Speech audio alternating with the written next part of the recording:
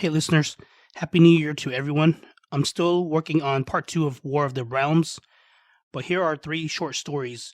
I hope y'all enjoyed these pocket-sized tales, and as always, like, subscribe, comment, and share. Thanks. A Haunting Night. I work full-time at a call center at night. I also house sit part-time to earn some extra cash during the day and on my days off. It mainly consists of getting mail, watering plants, some light-duty housework, and pet care in some instances. Some clients do require me to stay overnight, so I would bring a suitcase and stay at a property for a given amount of time. I'd go to work and come back to their place almost as if it were mine. It's easy money.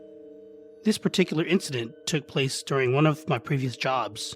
It happened last year when I was house-sitting for a couple while they were on vacation. For this particular gig, I had to stay at the client's house for 5 days. At my regular job, they didn't get back-to-back days or weekends off like the traditional 9 to 5. The only exceptions were holidays, so my days off were between 2 or 3 days of work. I was there for 2 days without incident, since I worked nights. It wasn't until the 3rd day that things got strange. It was my day off from my full-time job, and house-sitting could get boring if I don't have anything to pass the time with. So I always brought my Oculus Quest with me.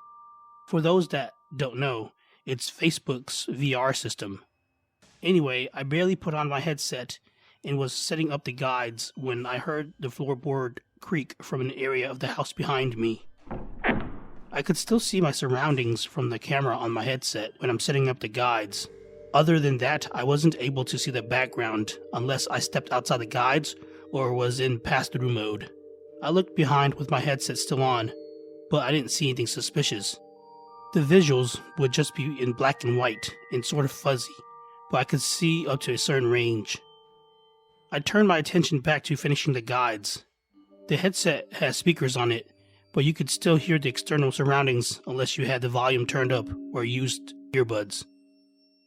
I played about 3 rounds of Beat Saber before I heard the door slowly creaking from down the hall. I enabled pass-through mode and glanced down the hall, but the headset couldn't see that far, so I took it off and listened while looking down the hall for a moment. There was a slight noise coming from the bathroom that sounded like running water. I went over to check it out. Sure enough, there was a tiny stream of water coming down the faucet sink. Strange as it was, I just thought it was probably because I didn't shut the valve all the way, so I shut off the water and came back to the living room. I played about 5 rounds before I heard a thud like something bumped into the armrest of one of the sofas. I paused the game, enabled pass-through mode, and scanned the area. I was startled by a distorted vague shape of something black flashing by the sofa. I only saw it for a second, and immediately took off my headset to inspect the area, but it was gone. I was rationalizing everything even up to that point, so I convinced myself that maybe it was a glitch on the headset. Maybe a part of me already knew there was probably something going on, hence why I decided to tune out the noise by plugging in my headphones. About 15 minutes in, I bumped into something or someone. It could also be that they bumped into me. Whatever the case, it was the strangest sensation. It felt like a nudge that caught me off balance. The odd part was the instant chill on the right side of my body, almost as if that side of my body rubbed against the inside of a freezer. I paused to feel around. There was nothing there, and without enabling pass-through mode, I circled and felt around blindly like a person in the dark. I was already spooked at that point. I gulped hard. Goosebumps ran up and down my spine, and every hair on my body stood on end. My heart was pounding louder and faster than the music in the game. I turned to face the cold presence and jumped when I stepped on something icy cold. Through the narrow slit of my headset where my nostrils were, I saw my feet make contact with another pair of feet, and I screamed. Though it was only for an instant, I would remember it for the rest of my life. They were incredibly pale, with an almost gray hue to them. I stumbled back, tripped, and fell onto one of the sofas, with half my body off of it. I ripped off the headset and looked around frantically, but the being was nowhere to be seen. I was quite shaken up after that, so I thought it best to stop playing. I cleaned my headset and put away the system. After a shower, I went to sleep, but couldn't shake the feeling that someone was watching me. I slept under the covers with the light on for the rest of the night, and even plugged in my earbuds with music playing. It took a while, but I eventually drifted off to sleep. I was relieved to be working nights for the rest of the time there. Not sure if I would have been able to handle another night like that at the house. I wanted to ask my clients about it, but I didn't feel like it was appropriate. I've watched countless horror movies and listened to stories on YouTube, but experiencing it firsthand was on a whole other level of terror. Anyway, that was my first scary ghost encounter. Now that I've had time to think, maybe the ghost or being was just curious about my device and what I was doing at its house. Rainfall. Mark worked for a hospital as a help desk technician on the graveyard shift. Due to the lack of incoming calls during that shift, there wasn't a high demand for more techs, so he always worked by himself. His cubicle was located on the 7th floor, so he had the whole floor to himself. He thought it was a bonus that his desk was right in front of the windows. Through the windows in front of him was the hospital parking garage. To the left of it was the highway. There were 8 floors on that building. Above the 7th floor was additional office space dedicated for administrative purposes, and below it was the rest of the hospital. Similar to the 8th floor, the floor plan on the 7th was designed like an oval, with all the offices, conference rooms, and bathrooms at the center. It also included a small break room. Surrounding those facilities were cubicles that spanned throughout the rest of the floor. The lights operated on motion sensors, so whenever Mark was at work, the rest of the floor was dark except his department's section. The only other person on that floor was his coworker Larry, but his shift ended 30 minutes after Mark got there. Mark was 3 weeks into his job. One night, he got up from his cubicle to stretch and was surprised when he saw lights already on in another section. It was at least 100 feet from where he was. Curious, Mark set his call status to break and made his way over. Different sections of the hallway became illuminated as he walked through them, which was normal. Mark got to that section of the floor and looked around, but there was no one there. All the computers remained off. Maybe the person left, he thought, so he went back to his desk. Eventually, the lights in that section turned off.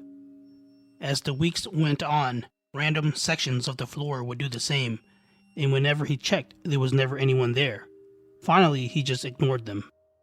On another night on his way back from the bathroom, he was alerted to whispers coming from behind him. He turned to look. They sounded close, but the whispers were coming from an unlit section of cubicles.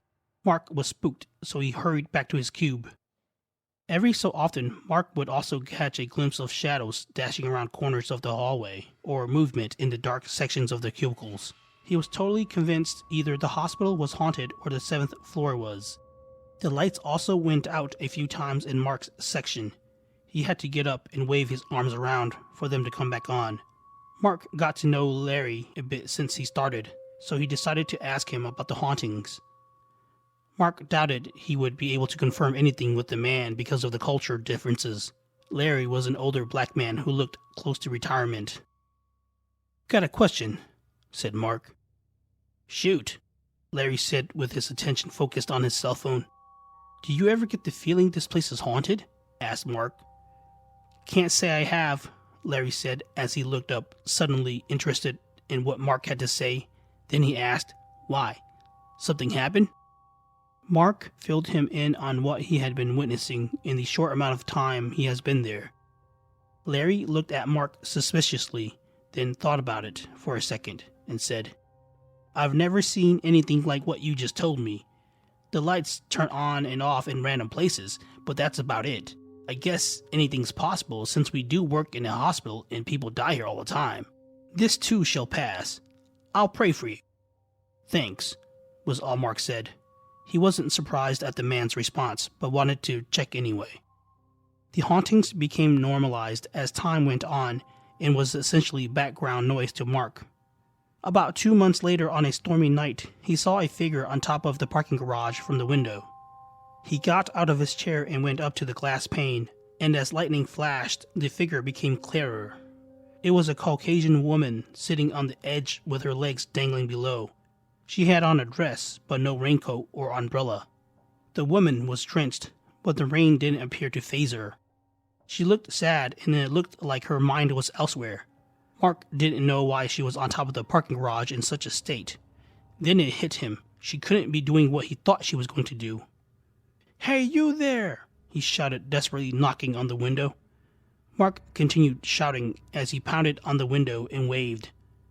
"Don't do it! Please don't jump!" All his exerted effort was useless as it was drowned out by the storm. The woman didn't seem to notice him. He tried to call 911 but couldn't get a signal. Then he watched helplessly as the woman got to her feet. She took a step toward the edge and plunged downward. Mark dropped his phone and gasped in horror as the woman descended to what would be her imminent death. Suddenly, she vanished right before hitting the ground. Mark scanned the ground frantically in confusion. He even went down to investigate the scene, but found no evidence of the woman. Mark started to doubt his sanity, but didn't tell anyone about his experiences, afraid they may think him crazy. He loved his job and didn't want to resign, so Mark asked his manager if he could switch to the day shift. Fortunately for him, one of the guys on the day shift team got recently promoted, so there was a vacant spot for him.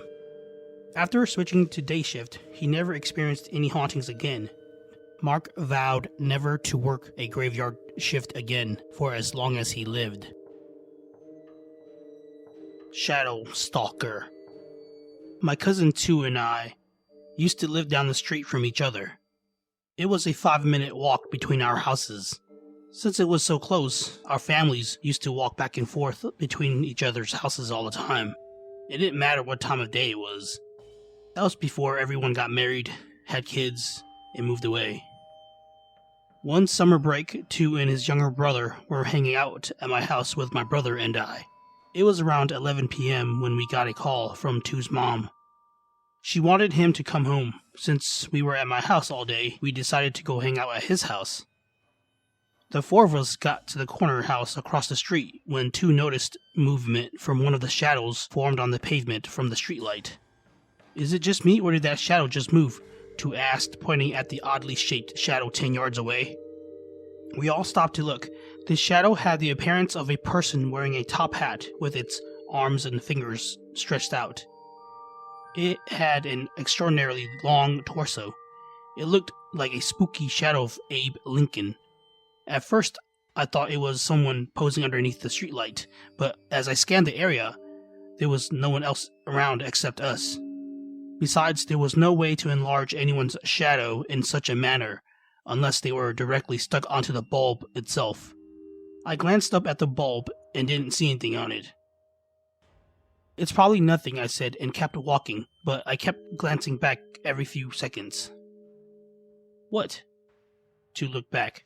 "Thought you said it was nothing." I didn't want to believe it, but the shadow was indeed following us. It extended itself from where we previously saw it. The torso, arms, and fingers of the Abe Lincoln shadow was even longer now. I shouted, "Run!" All at once, we sprinted down the street as hard and as fast as our legs could carry us. It was a good thing we were already almost halfway to Tu's house. My heart pounded loudly and my lungs burned, but the adrenaline kept me going. We finally reached the house in less than 2 minutes. Tu repeatedly rang the doorbell multiple times and pounded on the door, frantically yelling, "Hurry! Open the door! Open the door!" The rest of us were doing the same to the window of his sister's room. After about 30 seconds, his older sister Gwen finally came to the door, but it wasn't fast enough for us as we each squeezed or shoved our way in. "The hell are y'all doing?" Gwen shouted as we entered. We didn't answer as we were too preoccupied in catching our breaths. Half of us were bent over with our hands on our knees. The others were sprawled onto the floor of the living room, all 4 of us panting like dogs. Just then my aunt walked into the room, followed by his other sisters, all of them in their pajamas. "Why are y'all acting crazy and causing such a ruckus?" my aunt yelled. We saw a demon," Tu said, still panting. "A demon, you say? Are you serious? Where?" My aunt laughed. and his sisters giggled. My cousin pointed toward the corner of their house in the direction we came from. On that street over there. We saw it on our way here. Well, that's what you get for staying up so late, my aunt responded. No one believed us about that night, but I can assure you what we saw was very real. It's been many years since then, and my cousins and I don't live near each other anymore, but we still reminisce about it whenever we get together. It's something that always gets us laughing.